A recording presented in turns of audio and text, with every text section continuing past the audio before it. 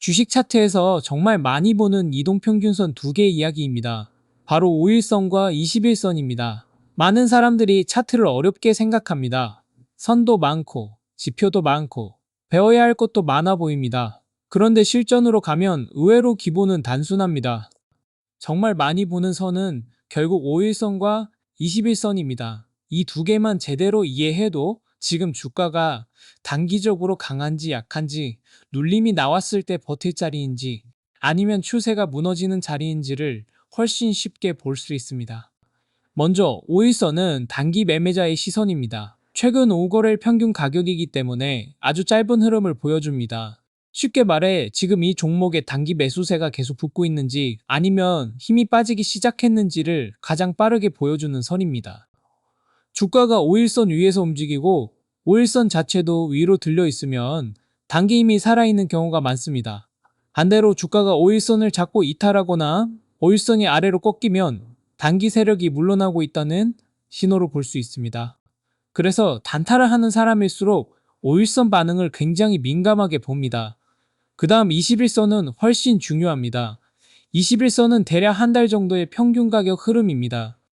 그래서 이 선은 단순한 하루 이틀의 흔들림보다 시장이 이 종목을 어떤 방향으로 평가하고 있는지를 보여줍니다. 많은 사람들이 21선을 단기 추세의 기준선 또는 마지노선처럼 봅니다.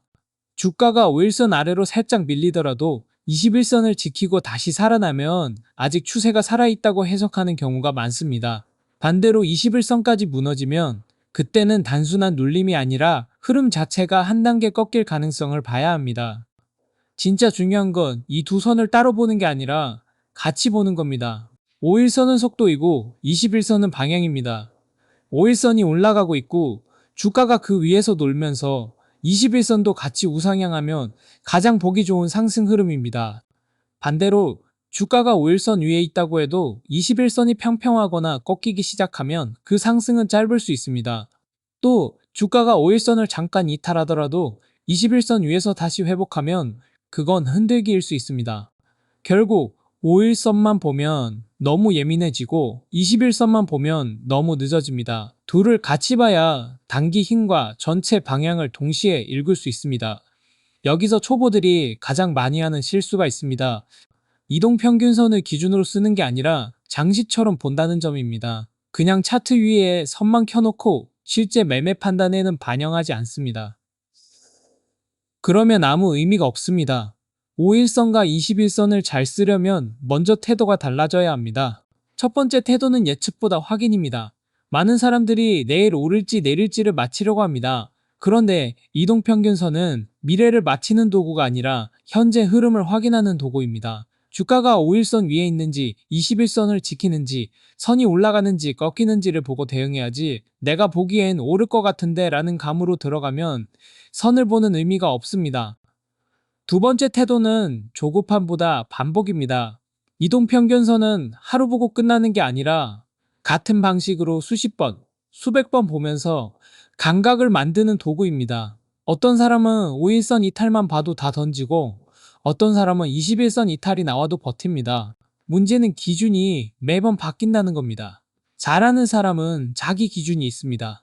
예를 들어 나는 5일선 위에서만 매수한다. 나는 21선 이탈이면 무조건 한번 비중을 줄인다.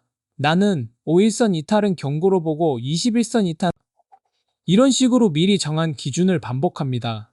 세 번째 태도는 욕심보다 생존입니다. 5일선과 21선 매매는 화려한 기법이 아닙니다.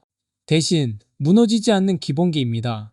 그런데 많은 초보들이 한 번에 큰 수익을 내려다가 기준을 무시합니다. 5일선 아래로 깨졌는데도 조금만 기다리면 오르겠지 하고 버티고 21선까지 무너졌는데도 본전 생각 때문에 못 나옵니다.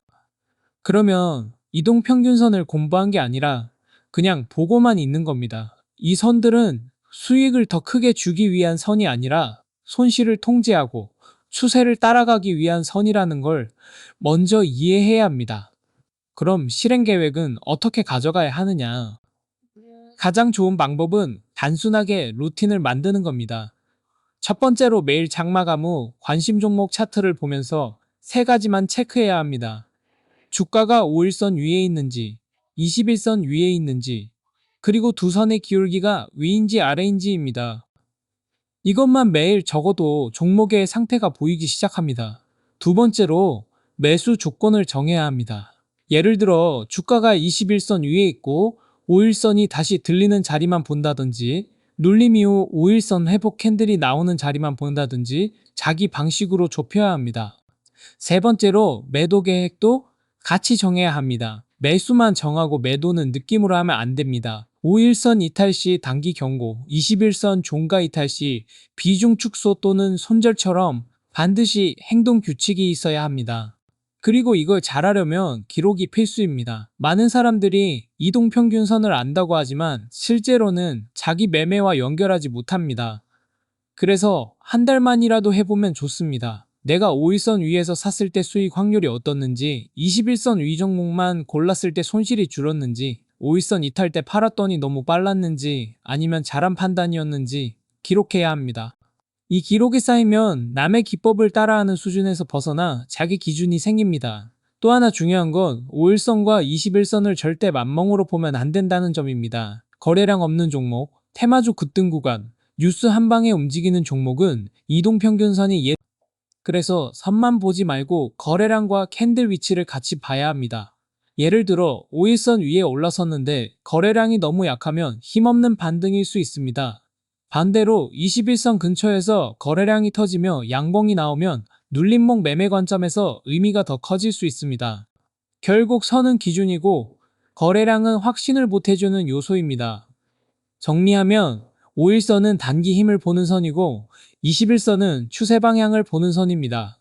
하지만 더 중요한 건 이 두 선을 어떤 태도로 보느냐입니다.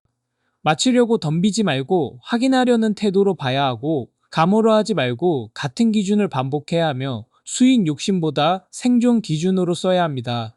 그리고 실행은 단순해야 합니다. 매일 5일선과 21선 위치를 체크하고 매수 조건과 매도 조건을 미리 정하고 결과를 기록하면서 자기 방식으로 다듬어야 합니다. 결국 차트를 잘 보는 사람은 복잡한 지표를 많이 아는 사람이 아니라 단순한 기준을 오래 지킨 사람입니다. 5일선과 21선은 그 시작점으로 가장 좋은 조합입니다.